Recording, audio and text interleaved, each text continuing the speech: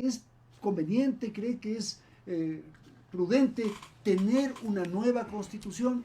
Buenas tardes. Buenas tardes, gracias Andrés, Mauro, por este espacio, por compartir este espacio de ideas que creo que es tan necesario en estos momentos para que el país evidencie lo que verdaderamente pasa.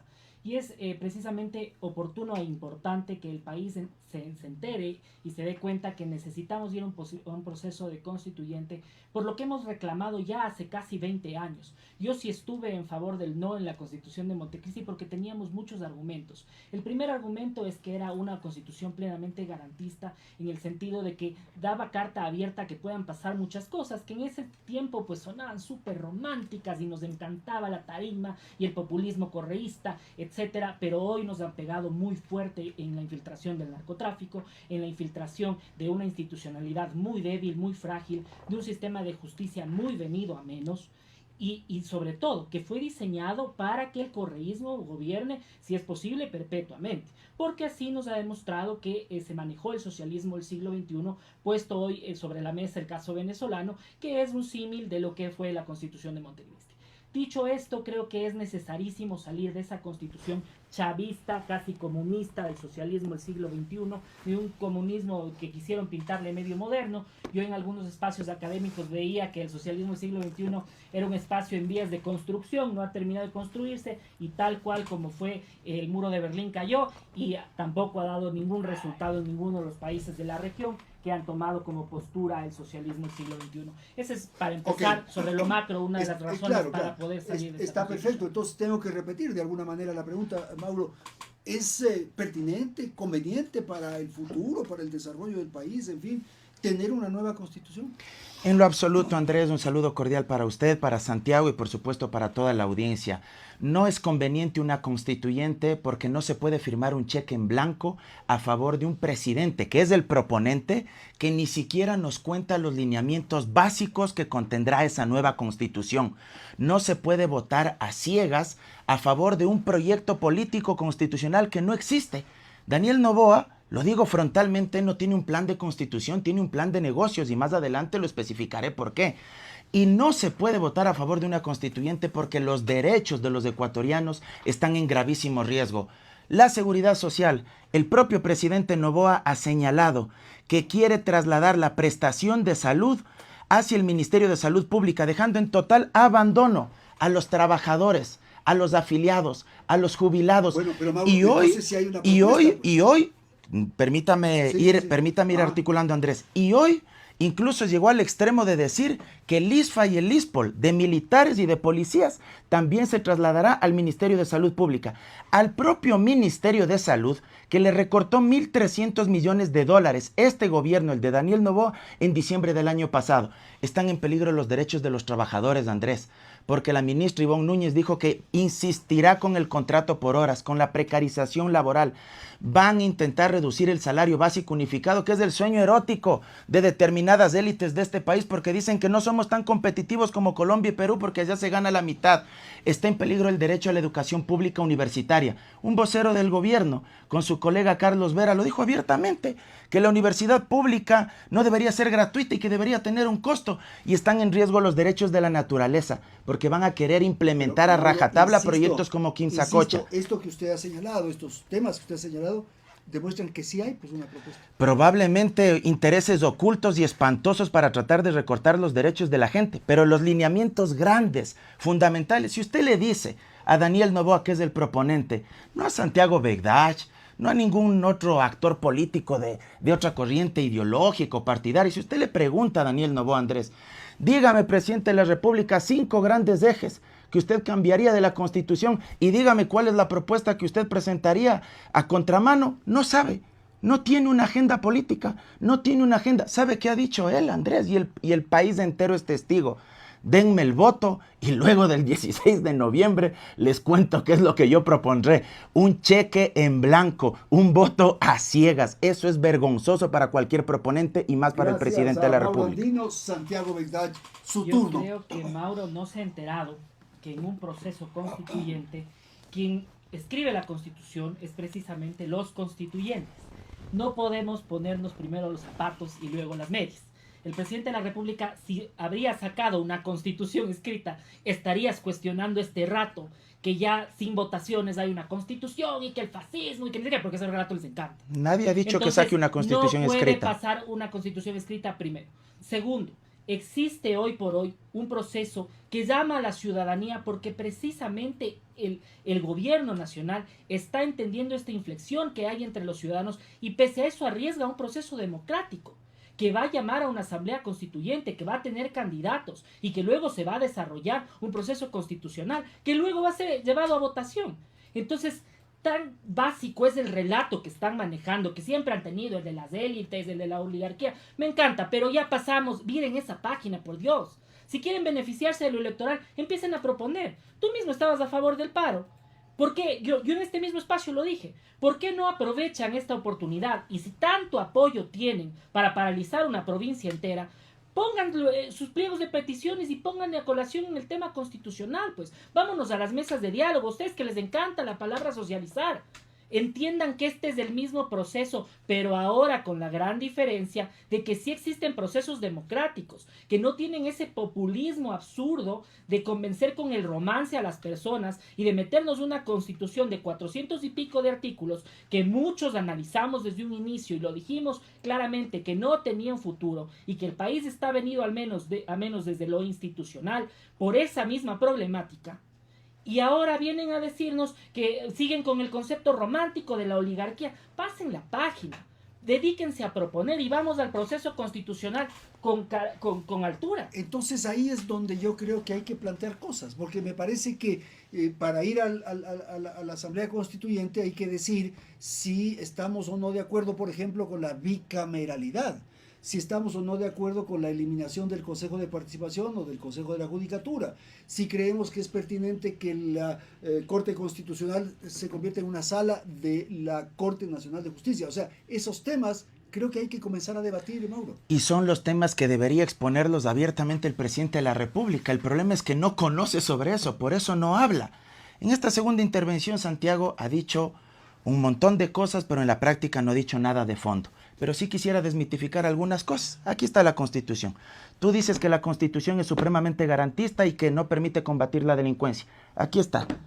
¿Cuál es el artículo que supuestamente de la Constitución no permite enfrentar al crimen organizado? ¿Cuál es el artículo? No, ahí está. Léelo. Públicamente te desafío este rato. Aquí está la Constitución. ¿Cuál es el artículo?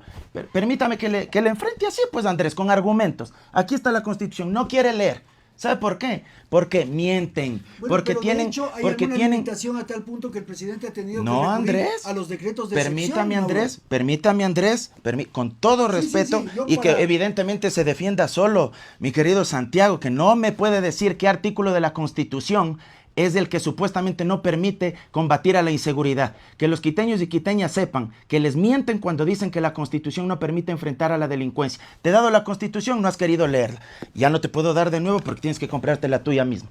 Bueno, en lo de fondo, el presidente de la República ha aprobado, ¿sabe cuántas leyes en materia de seguridad? 12 leyes de defensa y de seguridad. Que han sido cuestionadas por la Corte. Pero no, le hablo, Andrés, todas las que han sido aprobadas. Las que han sido aprobadas, no me refiero a las que han sido declaradas inconstitucionales.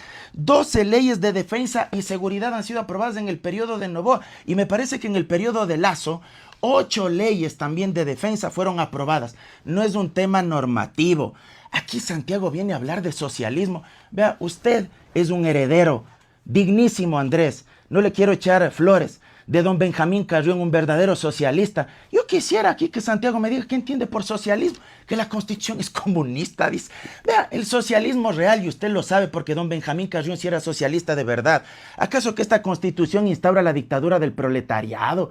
¿Acaso que estatiza los medios de producción? ¿Acaso que aquí no hay propiedad privada y dictadura del partido único? Ya basta de esa retórica. Hablan de memoria sin ni siquiera haber abierto un libro. O sea, me parece que es impresentable decir todo eso sin ni siquiera tener un fundamento. Me desafía las propuestas, solo le lanzo una. A continuación, ¿por qué no reformamos el Código de la Democracia en vez de convocar a una constituyente, entre otras cosas, para evitar el transfugismo político?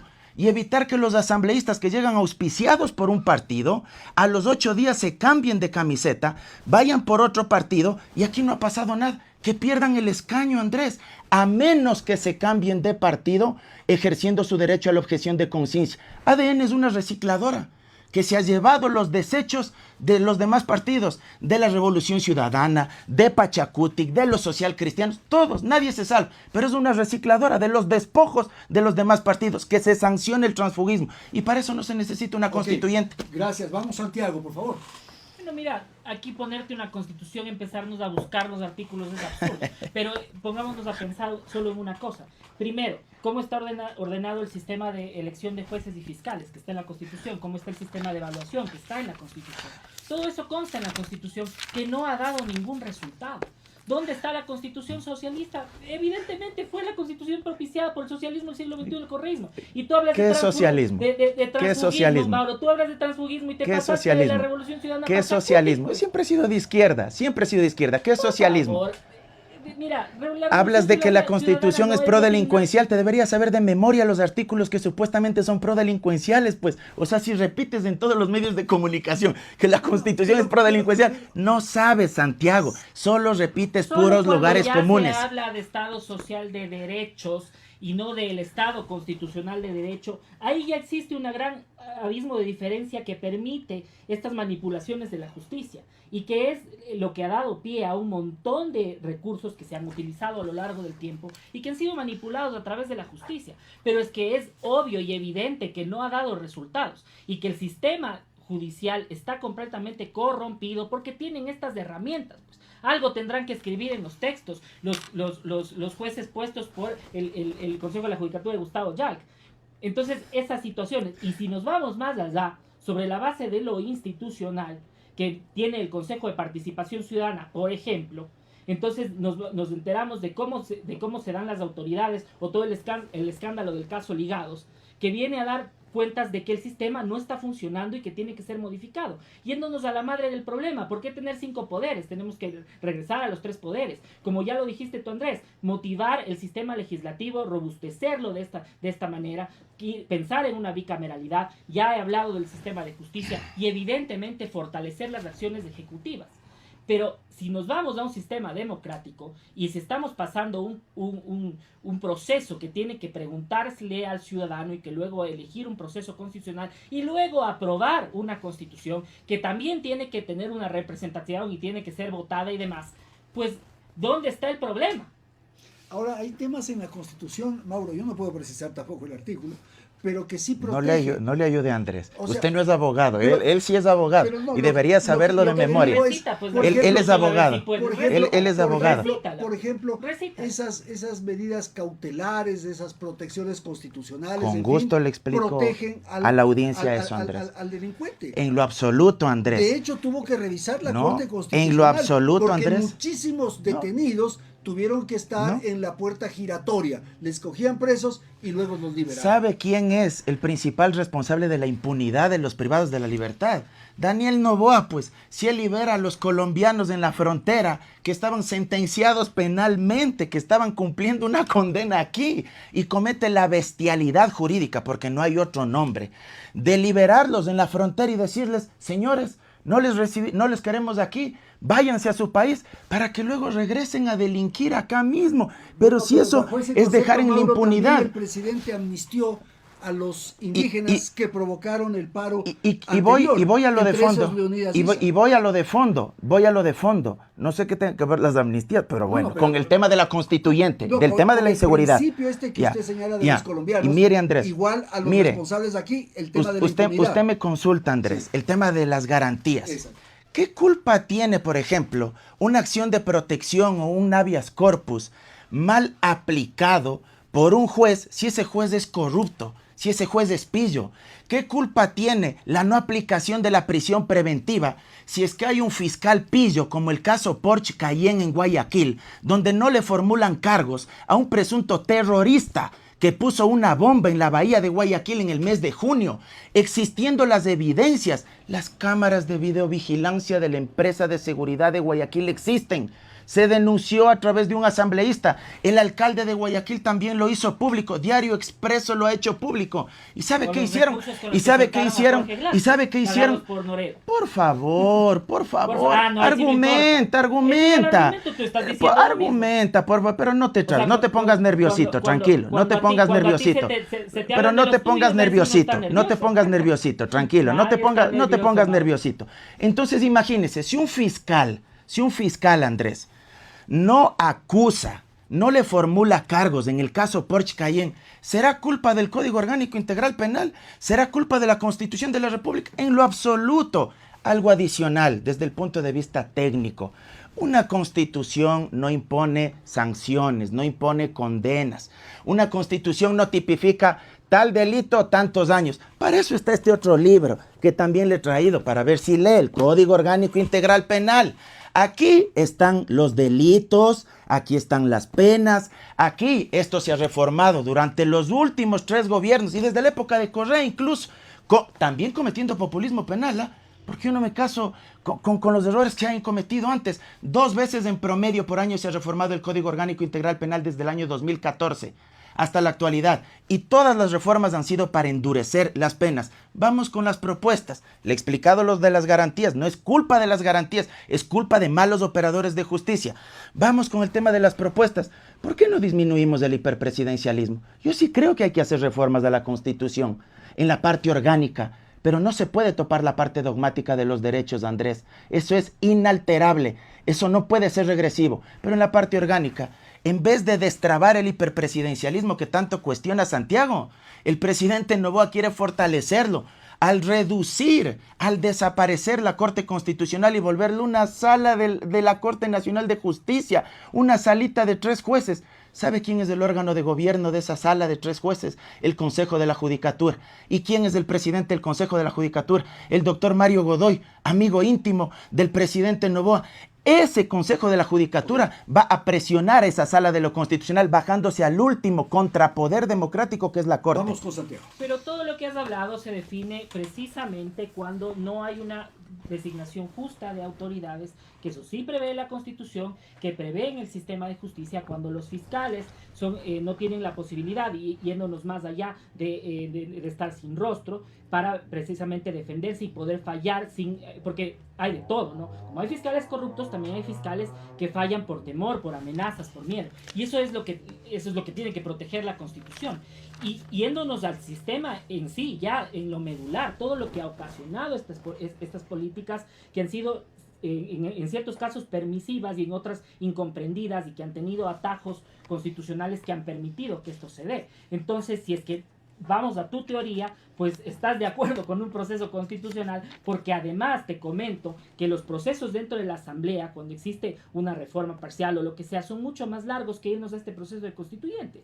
Entonces yo creo que es momento de enfrentarnos a esa realidad y por último enfrentarnos en las urnas, en el sistema de que ya es necesario replantearnos otra modalidad constitucional, otra forma de ver el país que no esté apegado, yo sí estoy de acuerdo, que no esté apegado a una línea política. Siguen argumentando con ciertas coyunturas y ciertos relatos cuando lo de fondo y lo medular es solucionar los problemas actuales que tiene el país, que no lo ha podido solucionar de ninguna manera los gobiernos que han pasado, porque tomó demasiado tiempo llegar a este momento. Tomó demasiado tiempo que saquen la base militar de Manta y todo el proceso de contaminación del país, que no ha sido inmediato. No es que vino un día como abrir un centro comercial, el narcotráfico, y dijo yo me siento aquí. Esto tomó muchos años para que hoy seamos un camino del narcotráfico transnacional. Ya, Santiago, muchas gracias. Estamos conversando con Santiago Begdach y Mauro Andino. Mauro, usted señaló en su primera intervención que la propuesta del presidente no es clara, en fin, pero que hay un planteamiento, digamos, de plan de negocios. ¿En qué consiste? Fíjese usted, Andrés, la proforma presupuestaria para el año 2026, aprobada por el gobierno, no incorporan el componente relacionado a la prestación de salud en el Instituto Ecuatoriano de Seguridad Social. Esto genera un déficit de 1.000 millones. El IES solicitó 4.612 millones y solo se asignaron 2.921 millones. Faltante 1.000 1.600 millones de dólares. Pero, y en la Mauro, práctica... eso, por ejemplo, mire, debe ser reformado, o sea, hacer una constitución en que las preasignaciones se eliminen. Porque el presupuesto general del Estado está ya destinado a los municipios, correcto, a las salud y educación, a las universidades, salud y educación, a educación, a los subsidios sí, no, claro, pero no es preasignación por la Constitución, Andrés, tiene con que todo ya, cariño. No es preasignación, claro, pero ya tiene que establecer que va a haber unos subsidios. La Constitución lo único que establece como preasignaciones, la Constitución, las únicas preasignaciones, jurídicamente hablando, que establece es a los GATS, salud y educación. Fíjese usted cómo quieren quebrar al IES. Esto que hacen de este faltante de 1.600 millones de dólares ya abre la puerta a esta propuesta obscena de dejarles a los afiliados y a los jubilados sin prestación de salud. Y esto se conecta con el escándalo del señor Edgar Lama, pues, que salió la glosa, no lo digo yo, lo dijo la Contraloría, una glosa por 3,5 millones de dólares. ¿Por qué? Por pagos indebidos. No había los justificativos del caso. ¿Y a quién se pagaba? ¿A qué clínicas particulares se pagaba? A las clínicas vinculadas al papá del señor Lama. Eso es lo que están haciendo con la Seguridad Social. Negocios? A esto me voy, pues, sí. Pero por supuesto, Andrés, porque lo que buscarán seguramente es seguir destruyendo el IES, privatizarlo en algún momento, que es una vieja aspiración. Quienes hemos leído algo de historia sabemos que en su momento en el gobierno de Sixto Durán Ballén se le preguntó al pueblo ecuatoriano sobre la privatización del Seguro Social. Pero vamos incluso más allá, Andrés. Yo le pregunto a la gente, ¿se pueden hacer cambios a la parte orgánica de la Constitución? Sí, pero se lo puede hacer a través de reforma parcial. No es necesario algo tan traumático como una constituyente. Son 3 procesos electorales, Andrés, a los que nos está conduciendo el presidente Noboa. El 16 de noviembre, consulta popular, luego elegir constituyentes, luego aprobar o negar el borrador de constitución. En el interín, el funcionamiento de la constituyente. Estamos hablando de aproximadamente 220 millones de dólares. Y agrégale el 4º proceso, la elección de alcaldes, prefectos y gobiernos parroquiales rurales. Todo eso. ¿Y los plenos poderes, Mauro? Mire, no puede tener plenos poderes porque la Corte Constitucional en varios de sus precedentes jurisprudenciales así lo ha dicho. De hecho, en el dictamen que da vía abierta para que se pregunte a la gente si quiere o no una convocatoria constituyente, la Corte le dice, está bien, señor Noboa, le damos paso a la constituyente, pero no de plenos poderes, porque eso atenta contra la división de poderes y los principios republicanos. Santiago Bedache. Me encanta, Mauro, que puedas hablar de la glosa al señor Lama y que se investigue, que vaya a la fiscalía. Pues en el gobierno, en tu gobierno de Correa, cuando tú fuiste candidato, creo que a la alcaldía o algo así, no pasaba eso, no sabíamos de las glosas, nos enteramos mucho después de las glosas que tiene toda la plana mayor de la Revolución Ciudadana. Entonces, estas son situaciones que pasan, que tienen que ser investigadas y que yo aspiro y que merezcan la mayor de las explicaciones. Voy a diligenciarme muy bien en lo que hablas del presupuesto, no puedo hablar de ese tema porque no soy experto económico, lo voy a revisar muy bien, quiero entender cuál es la lógica, pero también tenemos que regresar al pasado y acordarnos que le metieron la mano al IES como que fuera una caja de una alcancía y se gastaron las prestaciones del 40% para los fondos jubilares. Eso también ya pasó. Entonces quiero diligenciarme muy bien para dar un dato concreto de lo que tú mencionas. Me parece bastante importante y de hecho, Andrés, yo te había mencionado en otro espacio aquí que a mí sí me preocupa mucho el tema de la salud. Son temas que todavía hay que corregir, pero también hay que decir una cosa, y vuelvo y repito a lo que yo estaba hablando hace un momento. El sistema de salud está enquistado en una mafia completamente tomada por grupos de delincuencia organizada. Los hospitales están repartidos a quienes manejan los territorios de los GDOs y esta es una realidad que tenemos que ver cómo cambiarla, porque eso es lo que prima que cualquier gobierno, sea el de Daniel Noboa o el que sea, pueda avanzar en este sentido. Quiero destinar estos últimos minutos a las otras preguntas. No sé si quiera comentar algo, Mauro. Sí, quiero. Bases militares, financiamiento. Sobre algo importante, sí, rápidamente sobre lo que dice Santiago. Yo lamento que no haya venido con datos y yo sí me preparo para los debates. El déficit fiscal durante estos 10 meses de este año se incrementó a 3.323 millones de dólares. ¿Y sabe por qué se incrementó?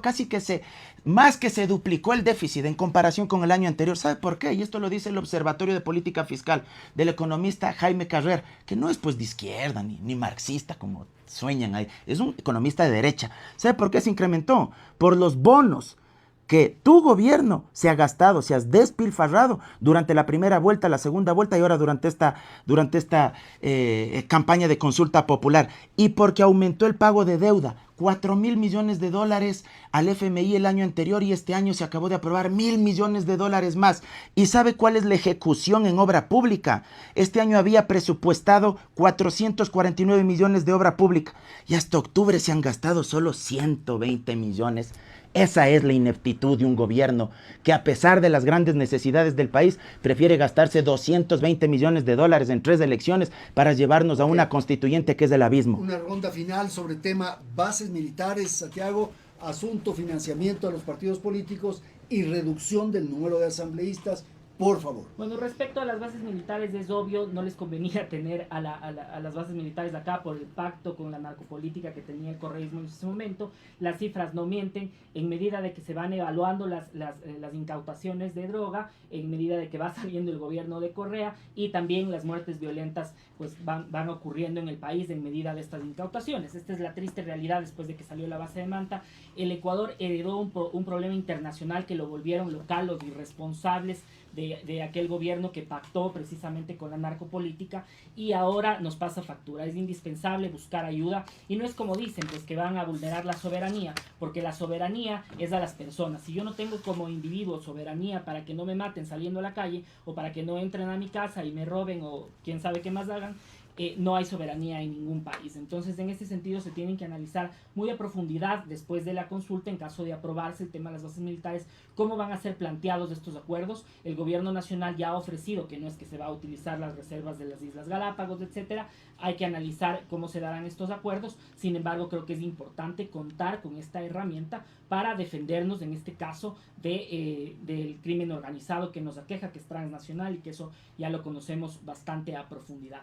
Respecto a la reducción del número de asambleístas, yo creo que esta pregunta va relacionada también con un termómetro que tenemos que tener en caso de que se apruebe la Asamblea Constituyente, en el sentido de que, para mi forma de pensar, y eso es lo que yo creo que debe pasar, tiene que haber 2 cámaras en este caso, y evidentemente esto influiría en la Cámara Baja de Representantes, que sea reducida, y una Cámara Alta mucho más especializada, con amplios requisitos y demás, para que pueda sostener incluso la designación de autoridades. Y respecto al financiamiento de los partidos políticos, creo yo que es importante recalcarle a la ciudadanía que no es que la promoción electoral se va a desaparecer, que eso era una duda que existe en el ambiente. Es simplemente el fondo partidario que se da a los partidos políticos, ni siquiera a los movimientos políticos, y que esto coayudaba a que supuestamente las organizaciones políticas tengan capacitación, tengan un nivel social más elevado, y de hecho evidentemente no lo han hecho.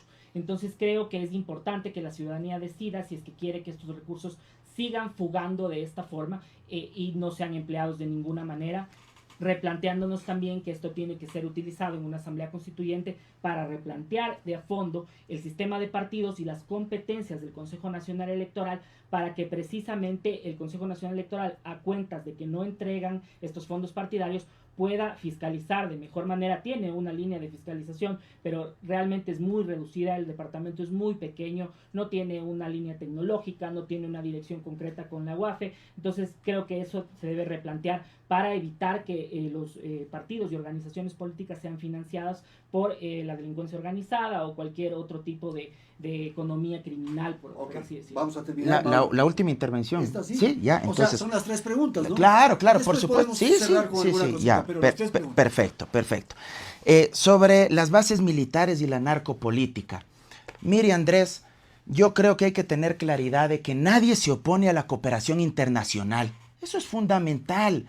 Si quiere apoyarnos Estados Unidos, si quiere apoyarnos Brasil, si quiere apoyarnos Alemania, si quiere apoyarnos China, que es la segunda potencia a nivel mundial. El problema es que aquí se quiere colocar una base militar, lo cual nos incorpora en un problema geopolítico a nivel internacional, porque el mundo ya no es unipolar, pues.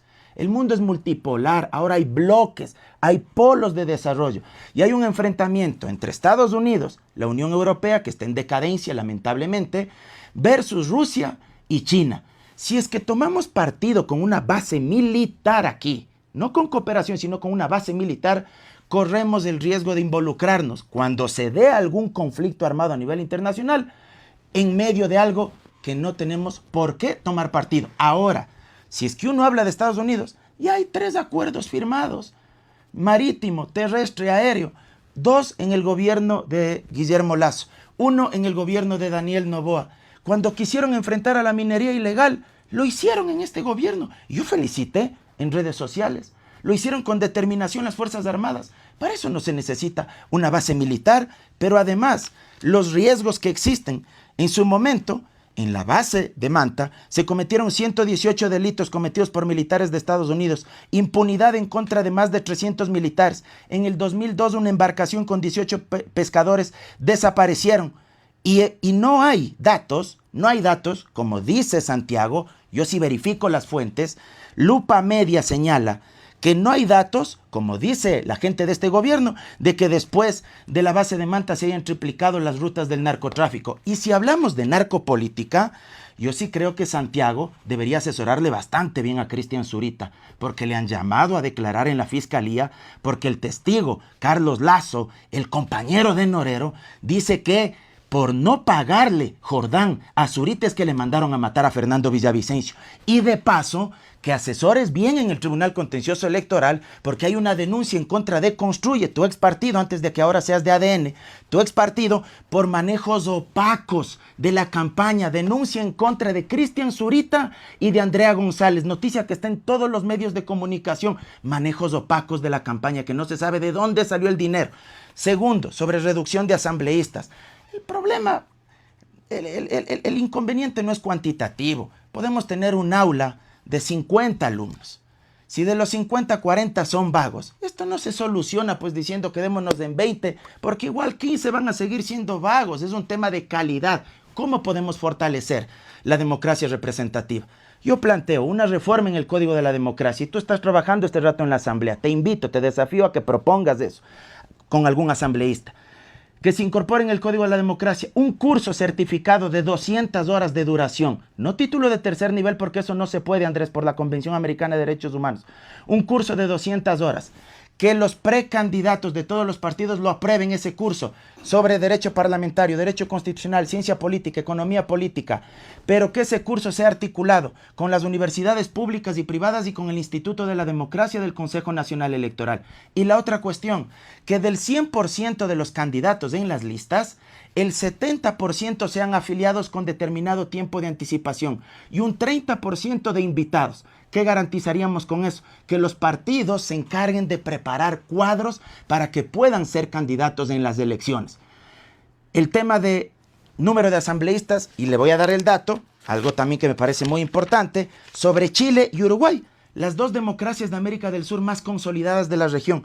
Chile, 19 millones de habitantes, 155 diputados, 43 senadores. Chile, la Chile que idealizan tantas veces, dicen queremos ser Chile. Chile tiene 19 millones de habitantes, 155 diputados, 43 senadores. Uruguay, la pequeña Uruguay en términos de densidad demográfica, 3.300.000 habitantes, 99 diputados, 30 senadores.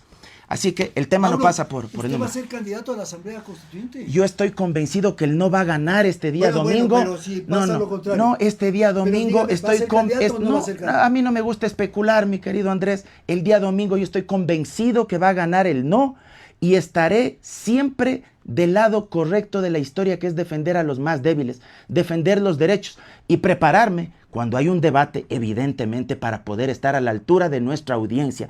Quería decirle sobre el Fondo de Promoción Electoral, Andrés. El Fondo de Promoción Electoral se mantiene. El presidente de la República le mintió a la gente, le dijo que ya nos iba a financiar el pago de campañas, prensa escrita, radio, televisión, medios digitales. Como sobre la marcha sale a la luz que no estaba proponiendo la eliminación de eso porque la Corte no le dio paso, entonces ahora sí empiezan a decir, no, solo es el fondo partidario permanente.